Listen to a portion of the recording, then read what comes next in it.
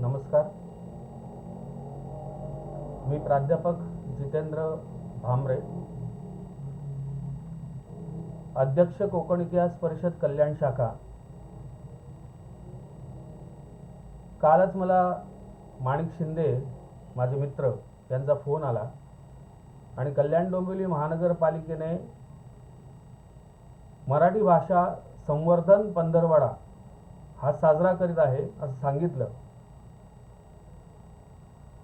खरं तर ही फार कौतुकास्पद गोष्ट आहे की महापालिकेचे आपले डॅशिंग आयुक्त सूर्यवंशी साहेब यांनी असा पंधरवडा साजरा करण्याचं धोरण जे आखलेलं आहे ते कौतुकास्पद तर आहेच, आणि असा प्रयत्न आत्तापर्यंत माझ्या ऐकण्यात नाही आहे. पण महापालिका किंवा स्थानिक स्वराज्य संस्थांनी अशा प्रकारचे उपक्रम जर घेतले तर मराठी भाषेला नक्कीच चांगले दिवस येतील, यात काही शंका नाही. फार कमी वेळ मला दिलेला आहे. मराठी भाषेच्या बद्दल, इतिहासाबद्दल बोलायचं तर खूप बोलता येईल, त्याच्यावर 2 तासही कमी पडतील.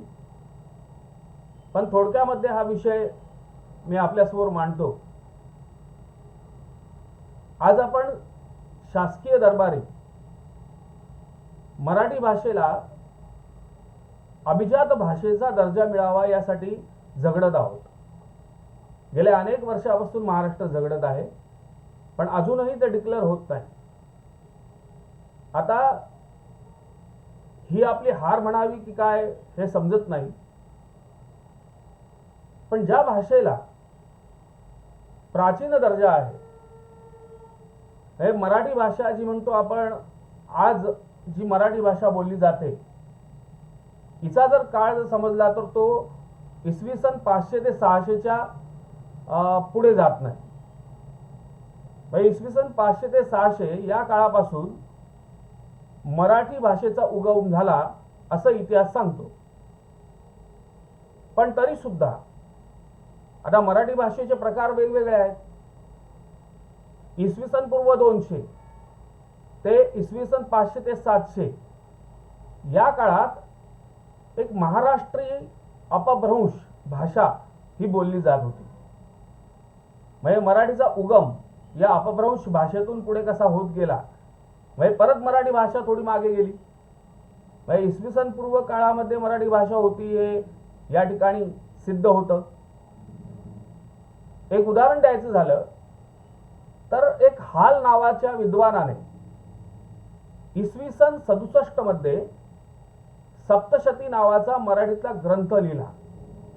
कधी? इसवी सन 67 मध्ये. म्हणजे याचाच अर्थ मराठी भाषेचा इतिहास परत किती जुना जातो, मागे जातो, हे आपल्याला लक्षात येतं.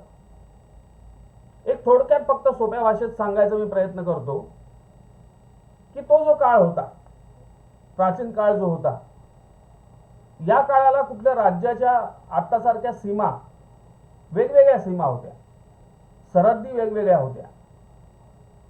आणि महाराष्ट्रामध्ये प्रामुख्याने महाभारतामध्ये सुद्धा जे उल्लेख आहेत उत्तर भारताच्या आर्यावर्तामध्ये, त्यामध्ये जे उल्लेख आहेत ते म्हणजे गोपराष्ट्र, मल्लराष्ट्र, असे वेगवेगळे उल्लेख आहेत.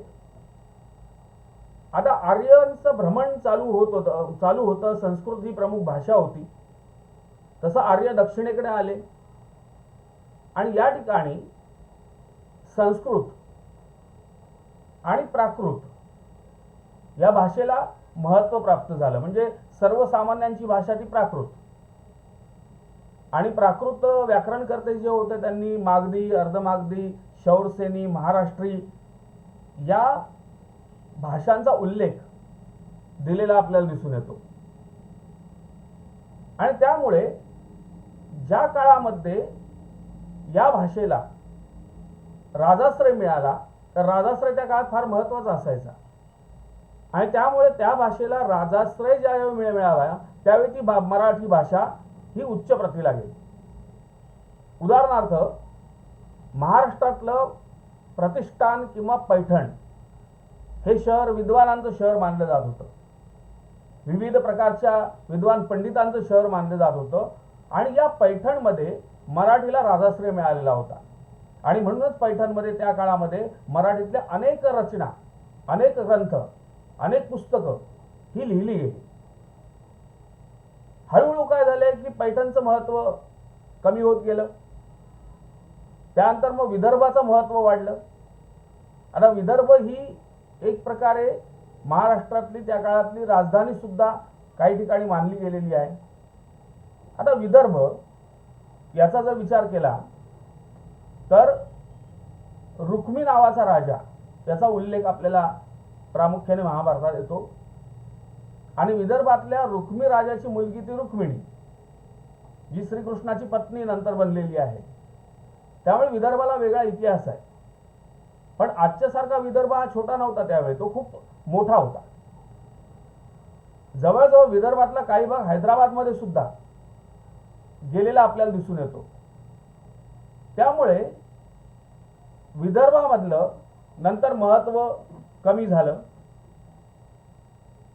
आणि त्यानंतर इसवी सन 800 मध्ये ज्यावेळी देवगिरी ही महाराष्ट्राची राजधानी झाली त्यावेळी देवगिरीचे यादव तर स्वतःला मराठेच समजत होते आणि इथं मराठीला एक झळाळी प्राप्त झाली. म्हणजे इसवी सन 800 पासून इसवी सन 1236 पर्यंत हा जो काळ आहे, या काळामध्ये मराठीला फार भरभराट या काळात निर्माण झालेली आपल्याला दिसून येते. आपण बऱ्याच वेळेला मराठीतल्या शब्दांना आपल्याला एक मराठी लोकांनाच वाईट सवय लागलेली आहे की समजा काही जण बोली भाषेत काहीतरी बोलतायत त्यांना आपण हसतो. पण एक आनंदाची गोष्ट आहे की सध्या बोली भाषांना महत्त्व येत चाललेलं आहे. वेगवेगळ्या मराठी सिरियल या बोली भाषेमध्ये दाखवल्या जात आहेत. मग ते साताऱ्याचा असेल, तो विदर्भाचा असेल, तो कोल्हापूरचा असेल, तो पुण्याचा असेल, त्या त्या भागातल्या बोली भाषेचा उपयोग करून सिरियलचे पार्ट त्या भाषेमध्ये बोलतात. पण एक वेळ असा होता की या भाषांना घाटी भाषा म्हटलं जात होतं आणि शुद्ध मराठी भाषा याला महत्त्व मोठ्या प्रमाणात येत होतं. पण प्रत्येक बोली भाषेला महत्त्व दिलं पाहिजे आणि त्या बोली भाषेचा इतिहास जर बघितला तर त्या बोली भाषेतून अनेक गोष्टी आपल्याला माहिती पडू शकतात. आता या ठिकाणी कसे शब्द हे आपल्याला बदलत गेलेले दिसून येतात ते या ठिकाणी प्रामुख्याने आपल्याला दिसून येतात की संस्कृत, प्राकृत या सर्व भाषांचे जर आपण शब्दप्रयोग जर बघितले तर ते आपल्याला मोठ्या प्रमाणात काही शब्द इकडे तिकडे झालेले दिसतात. एक गमतीचा पार्ट म्हणून या ठिकाणी काही गोष्टी मी तुमच्यासाठी लिहून आणलेल्या आहेत. बघा, आता प्राकृतात संस्कृतातील कठीण उच्चार व रूपे सोडून देण्याचा प्रयत्न केला आहे. कारण संस्कृत ही भाषा उच्च वर्णाची होती. सर्वसामान्यांना संस्कृत ही समजत नव्हती. प्राकृत भाषेने काय केलं की कठीण उच्चार सोडून देऊन त्या ठिकाणी सोपी भाषा सर्वसामान्य लोकांसाठी निर्माण केली. आता नारिकेल, नारिकेल हा शब्द संस्कृतात आहे आणि प्राकृतात तो काय केला गेला आहे, नारिएल. बघा, नारिकेलचा नारियल झाला आणि नारियलचा नारळ झाला. मराठीमध्ये तो आज आपण नारळ म्हणून वापरतो. आता नंतर पुढचा शब्द एक सांगतो, कुंभकार. याच्यामधील क चा लोप झाला, क निघून गेला आणि तो कुंभार असं त्याचं रूप राहिलेलं दिसतं. सुची हा शब्द जो आहे त्याच्यातला च नाहीसा झाला आणि सुई हा शब्द प्रयोग आला. राजी यापासून राई हा प्राकृत शब्द निघाला आणि आज तो आपण मराठीमध्ये सुद्धा मोहरीला राई असा शब्द प्रयोग वापरतो. घृत याचं घी असे रूप प्राकृतात आहे व तेच हल्ली बहुतेक भाषात घी असे आपणास दिसते. मराठीत व महाराष्ट्रीत मात्र द्रविडांच्या निकट सहवासाने घी शब्द नाहीसा झाला आणि त्याला शब्द आला तूप. कारण हा कानडी शब्द आला, त्याच्या सहवासाने आपण तूप शब्द मराठीमध्ये बोलायला लागलो. म्हणजे याच्यावरून आपल्याला दिसतं की प्रारंभीचे महाराष्ट्रातील गवळी लोक, धनगर लोक हे द्रविड असावे. आता प लोपल्याचे मनोरंजक उदाहरण काही इथं मी लिहिलेले आहेत ते सांगतो. राऊळ, देऊळ या शब्दात ते सापडते. राजपूर असे रूप राहते व प्राकृतात रोलहा असा दुसरा महत्वाचा नियम आहे. त्याप्रमाणे रच्या ठिकाणी ल जाऊन राऊल असे रूप होते. मराठीत राऊळ हा शब्द प्रसिद्ध आहे. डच्या ठिकाणी ल होतो. जोडाक्षरे जेथे येतात तेथे निरनिराळे प्रकार होतात. बहुधा एक अक्षर राहून ते द्वित होते. हरिद्रा याच्या ठिकाणी हळदा असे रूप प्राकृतात होते. कुठे एकच अक्षर राहते. श्मश्रू याचे मत्सू असे रूप होते. याचवरून मराठीतील मिशी हा शब्द निघालेला आहे. बघा आता ज्यांना मिशा आहे त्यांनी हा मिशी शब्द कसा आला हे लक्षात ठेवणं गरजेचं आहे. स्पंदनवरून फुंदणे हा शब्द निघाला आहे. प्रावृषवर याने रचा व वचा लोप होऊन रुचा ऐवजी उ होऊन पाऊस असं रूप या ठिकाणी सहज झाले.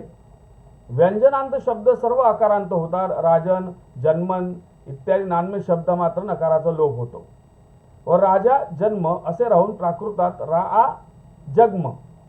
मराठीत जन्म शब्द पुल्लिंगी का आहे? हा लिंगभेद प्राकृतावरून आला आहे. आता साधारणपणे संस्कृतातील कठीण उच्चार गाळण्याकडे प्राकृताचे लक्ष आहे हे या उदाहरणावरून आपल्याला दिसते.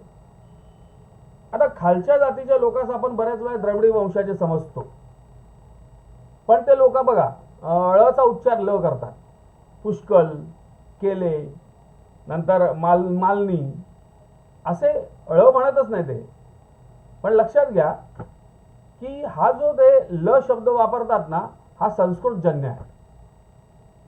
म्हणून ग्रामीण भागातल्या लोकांना चिडवताना 10 वेळा विचार करा की हा संस्कृत जन्य शब्द आहे आणि प्रामुख्याने हे उच्चार ऐतिहासिकदृष्ट्या प्राकृतातून आले असल्या कारणाने बरोबर आहेत व ते आपण आपल्याबरोबर महाराष्ट्रात आणले आहेत. खरे खालच्या जातीचे लोक, कोकणातील लोक संस्कृताला अधिक जवळ उच्चार कसे करतात हे एक गुढ आहे. त्यामुळे कोणी ळचा ल बोललं तर त्याच्या हसायची काही गरज नाही. आणि त्यामुळे असे अनेक गमतीदार गोष्टी आपल्याला मराठीत आढळून येतात. म्हणजे शब्द कसे बदलत गेलेले आहेत आणि त्यामुळे संस्कृतातून प्राकृत भाषा आणि प्राकृतातून मराठी भाषा हे शब्दप्रयोग कशा पद्धतीने बदलत गेलेले आहेत याचा फार मोठा इतिहास आहे. याच्यावर अनेकांनी PhD सुद्धा केलेली आहे. आणि त्यामुळे जेव्हा आपण हा मराठी भाषेचा इतिहास वाचू, त्याचा अभ्यास करू, तोपर्यंत आपल्या मनामध्ये मराठी भाषेचा अभिमान निर्माण होणार नाही. मला स्पष्ट वाटतं की मराठी भाषेच्या इतिहासाचा तुम्ही नक्की वाचन करावं. संत ज्ञानेश्वरांपासून आपण मराठीचा प्रामुख्याने मोठ्या प्रमाणात जो म्हणतो वेग वाढलाय. संत ज्ञानेश्वरांनी मराठीला अत्यंत जवळ केलं आणि सर्वसामान्य लोकांसाठी ज्ञानेश्वरी मराठीतून शुद्धपणे लिहून काढली. म्हणजे याचाच अर्थ की संत संप्रदाय, भागवत पंथ, वारकरी पंथ या सगळ्यांनी मराठी भाषेचा मोठ्या प्रमाणात उपयोग केला आणि मराठीमध्ये लोकांना आपलं वाङ्मय उपलब्ध करून दिलं. अभंग असतील, पोवाडे असतील, भारुडं असतील, हळूहळू मराठीला मोठ्या प्रमाणात वेग वाढायला सुरुवात झाला. प्रॉब्लेम एवढाच होता की ज्यावेळी एखादा महाराष्ट्रामध्ये चांगला राजा म्हणजे आपला राजा निर्माण होत असे त्यावेळी मराठी भाषेला राजाश्रय मिळायचा आणि मराठी भाषेची उत्कर्ष मोठ्या प्रमाणात होत असे. जसं नंतर मध्ययुगीन काळात शिवाजी महाराजांनी तेच केलं. कारण मराठी भाषेमध्ये एवढे फारसी, उर्दू शब्द एवढे घुसलेले होते की मूळ मराठी भाषा कोणती हेच विसरून गेलेलो होतो. आणि म्हणून शिवाजी महाराजांनी राज्याभिषेक झाल्यानंतर हे सगळे शब्दप्रयोग शुद्ध मराठी भाषेत आणले आणि मराठी भाषेतला राज्य व्यवहार कोश हा त्यांनी निर्माण केला. हे शिवाजी महाराजांचं फार मोठं काम आहे. जर शिवाजी महाराजांनी त्या काळामध्ये हे काम केलं ते आपण आता विसरलोय. बघा आता मध्ययुगीन काळ मुस्लिमांची सत्ता संपली, इंग्रजांची सत्ता या ठिकाणी निर्माण झाली. नंतर काय झालं? तेच झालं. जसं मुस्लिमांचे शब्द, फारसी शब्द मराठीत घुसले तसं इंग्रजांच्या काळामध्ये इंग्रजी शब्द मराठीत घुसले. आजही आपल्याला इतकी सवय आहे की आपल्या मराठी बोलण्यामध्ये कित्येक शब्द तर इंग्रजीच येतात. आता हा इंग्रजी म्हणावं याला की मराठी म्हणावं की भेसळ म्हणावं, हा एक प्रश्न आहे. आणि त्यामुळे आज हे काम करणं आवश्यक आहे की आपले खूप शुद्ध मराठी शब्द आपल्याला बऱ्याच वेळा लक्षात राहत नाहीत. आणि मराठीने बऱ्याच भाषांना आत्मसात केलं. मराठी भाषेने फारसी भाषेला आत्मसात केलं, मराठी भाषेने उर्दू भाषेला आत्मसात केलं, मराठी भाषेने म्हणजे जवळ केलं, इंग्रजी भाषेला जवळ केलं. आणि मराठी भाषेत जसे या तसे शब्द आज आपण ते वापरतो. बऱ्याच जणांना वाटतं ते मराठी आहे. आणि त्यामुळे पण एवढं मात्र आपण करू शकतो की कमीत कमी इंग्रजी शब्द गाळून पालकांनी कुटुंबाला संवाद जो साधतो तो आपण मराठीत साधला पाहिजे. इंग्रजी शाळेत तुम्ही मुलांना घालता याबद्दल माझं काही दुमत नाही. जी लोक म्हणतात इंग्रजी शाळेत वगैरे वगैरे घालतात तेच त्यांचीच मुलं इंग्रजी शाळेत असतात.